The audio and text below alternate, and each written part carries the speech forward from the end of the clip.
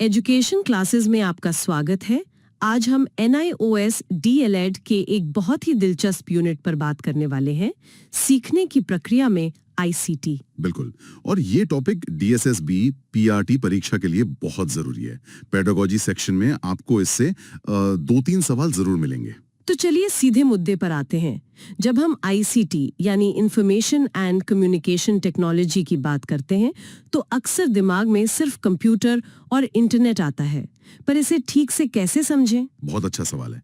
इसे हम एक पहेली की तरह सोच सकते हैं जिसके 3 टुकड़े हैं। ठीक है? 3 टुकड़े। अच्छा। हाँ, पहला टुकड़ा है IT, मतलब इंफॉर्मेशन टेक्नोलॉजी। इसमें आते हैं आपके कंप्यूटर, लैपटॉप और वो सारे सॉफ्टवेयर्स जैसे MS वर्ड। ठीक है, मतलब हार्डवेयर और सॉफ्टवेयर। बिल्कुल। दूसरा टुकड़ा है CT, यानी कम्युनिकेशन टेक्नोलॉजी। ये वो तकनीक है जिससे हम बातचीत करते हैं, जैसे टेलीफोन, इंटरनेट। जिससे जानकारी एक जगह से दूसरी जगह पहुंचती है। सही। और फिर आता है तीसरा और सबसे जरूरी टुकड़ा, इंफ्रास्ट्रक्चर। इंफ्रास्ट्रक्चर जैसे टेलीकॉम टावर, समुद्र में बिछी इंटरनेट केबल्स, सैटेलाइट्स। ये एक तरह से रीढ़ की हड्डी है। इसके बिना पहले दोनों टुकड़े बेकार हैं। अच्छा, तो जब ये तीनों IT, CT और इंफ्रास्ट्रक्चर मिलते हैं तब हम उसे ICT कहते हैं। हाँ, और इसका मुख्य काम है जानकारी को बनाना, फैलाना, स्टोर करना और फिर मैनेज करना। ये अंतर समझना बहुत जरूरी है। कई बार लोग इंफ्रास्ट्रक्चर और टूल्स को एक ही समझ लेते हैं। बिल्कुल सही पकड़ा। जैसे इंफ्रास्ट्रक्चर वो हाईवे है जिस पर सब कुछ चलता है, और आपका लैपटॉप या स्मार्टफोन उस पर चलने वाली गाड़ियां हैं। वाह, ये तो बहुत आसान हो गया। तो अब इन गाड़ियों यानी ICT टूल्स की बात करते हैं। इनकी तो बहुत लंबी लिस्ट है। क्या हमें सब याद करने पड़ेंगे? नहीं, बिल्कुल नहीं। आपको बस उनकी 4 मुख्य श्रेणियां समझनी है कि कौन सा टूल किस काम आता है। 4 श्रेणियां? ठीक है। पहली कौन सी है? पहली है इंफॉर्मेटिव टूल्स। इनका काम सिर्फ जानकारी इकट्ठा करना है, जैसे डिजिटल डिक्शनरी या विकिपीडिया। मतलब एक तरफा संवाद, हम सिर्फ जानकारी ले रहे हैं। हाँ। अब दूसरी श्रेणी है सिचुएटिंग टूल्स। ये एक बड़ा कदम है। ये हमें असल जिंदगी जैसा अनुभव देते हैं। अनुभव जैसे कि वर्चुअल रियलिटी, मतलब VR से किसी ऐतिहासिक जगह को महसूस करना या कोई सिमुलेशन गेम खेलना। ये तो काफी दिलचस्प है। हाँ, पर असली बदलाव आता है तीसरी श्रेणी से, जिसे हम कहते हैं कंस्ट्रक्टिव टूल्स। कंस्ट्रक्टिव मतलब निर्माण करना। बिल्कुल। यहाँ छात्र मिली हुई जानकारी का इस्तेमाल करके कुछ नया ज्ञान बनाते हैं। इसे नॉलेज कंस्ट्रक्शन कहते हैं। इसका कोई उदाहरण दे सकते हैं? जरूर। जैसे माइंड मैपिंग सॉफ्टवेयर का इस्तेमाल करके साइंस प्रोजेक्ट के लिए एक लॉजिक मैप बनाना। छात्र यहाँ सिर्फ पढ़ नहीं रहा, बल्कि विचारों को जोड़कर एक नया ढांचा बना रहा है। समझ गई, मतलब पैसिव कंजम्पशन से एक्टिव कंस्ट्रक्शन की तरफ जाना। बिल्कुल यही। और फिर आती है चौथी श्रेणी, कम्युनिकेटिव टूल्स। इनका काम है विचारों को साझा करना और मिलकर सीखना। अच्छा, जैसे ईमेल, चैट, वीडियो कॉन्फ्रेंसिंग। हाँ, सोशल लर्निंग के लिए अलग अलग जगहों पर बैठे छात्र एक साथ ग्रुप प्रोजेक्ट पर काम कर सकते हैं। तो ये चारों श्रेणियां एक सफर की तरह हैं। जानकारी लेने से शुरू होकर उसे महसूस करना, फिर कुछ नया बनाना और आखिर में उसे साझा करना। आपने बिल्कुल सही समझा। यही पूरी यात्रा है। लेकिन यहाँ एक सवाल उठता है, क्या क्लास में सिर्फ कंप्यूटर या प्रोजेक्टर ले आने से पढ़ाई बेहतर हो जाएगी? यही तो सबसे बड़ी गलतफहमी है। टेक्नोलॉजी अपने आप में कोई जादू की छड़ी नहीं है। ये इस बात पर निर्भर करता है कि शिक्षक इसे कैसे इस्तेमाल करता है। मतलब कंट्रोल किसके हाथ में है? सही। इसके 2 मुख्य तरीके हो सकते हैं।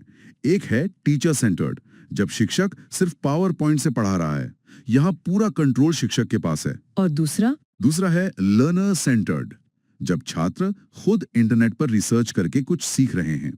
यहाँ कंट्रोल छात्र के पास है, शिक्षक सिर्फ एक गाइड है। तो जाहिर है कि सबसे अच्छा तरीका इन दोनों का मिश्रण होगा। बिल्कुल। सही काम के लिए सही तरीका चुनना, यही शिक्षक का काम है। और ये बदलाव सिर्फ पढ़ाने तक नहीं है, इसका असर मूल्यांकन पर भी पड़ता है। मूल्यांकन पर? वो कैसे? देखिए, पहले होती थी टेस्टिंग कल्चर, मतलब सिर्फ मार्क्स, रैंक और फाइनल परीक्षा। हाँ, कौन फर्स्ट आया, किसे कितने नंबर मिले। सही। लेकिन ICT एक नई संस्कृति लाया है जिसे कहते हैं रिफ्लेक्टिव कल्चर। Reflective culture? हाँ, इसमें सेल्फ असेसमेंट यानी आत्म मूल्यांकन पर जोर है। फोकस इस पर है कि छात्र ने सीखा क्या और कहाँ कमी रह गई।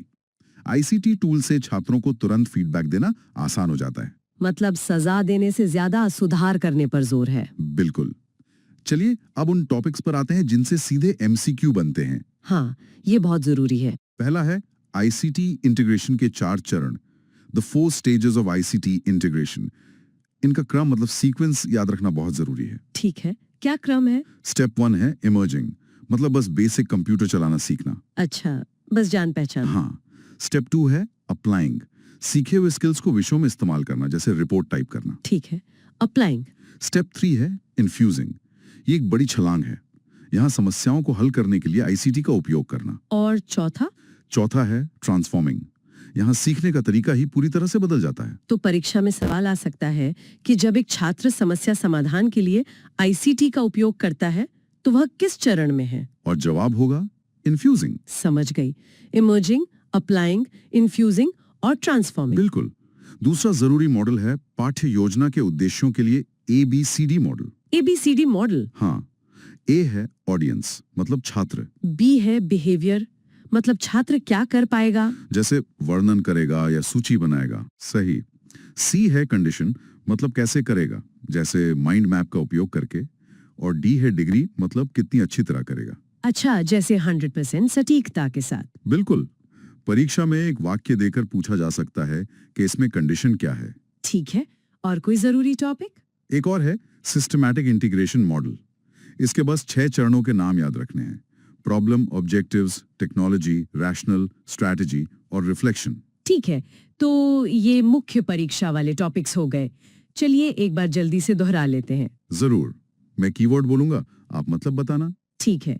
आईसीटी के 3 हिस्से: आईटी, सीटी और इंफ्रास्ट्रक्चर। टूल्स की 4 श्रेणियां। इंफॉर्मेटिव, सिचुएटिंग, कंस्ट्रक्टिव और कम्युनिकेटिव। इंटीग्रेशन के 4 चरण क्रम में: इमर्जिंग, अप्लाइंग, इन्फ्यूजिंग और ट्रांसफॉर्मिंग। मूल्यांकन में बदलाव, टेस्टिंग कल्चर से रिफ्लेक्टिव कल्चर की ओर। और उद्देश्य लिखने का मॉडल। ABCD model. बहुत बढ़िया। अंत में बस एक बात हमेशा याद रखनी चाहिए। क्या? टेक्नोलॉजी कभी भी शिक्षक की जगह नहीं ले सकती। ये शिक्षक को और अधिक शक्तिशाली बनाती है ताकि वो एक बेहतर, इंटरैक्टिव और चिंतनशील कक्षा बना सके। सही बात है, ये तो सिर्फ एक साधन है, साध्य तो शिक्षक ही है। बिल्कुल। जब आप शिक्षक बनेंगे तो सोचिएगा कि आप इन टूल्स का बेहतरीन इस्तेमाल कैसे कर सकते हैं। आपकी DSSB PRT परीक्षा के लिए शुभकामनाएं। और इसी के साथ हम अपने श्रोताओं के लिए एक सवाल छोड़ जाते हैं। अगर टेक्नोलॉजी सच में क्लासरूम को दुनिया से जोड़ सकती है तो भविष्य में स्कूल का मतलब क्या होगा? क्या यह एक इमारत होगी या एक विचार?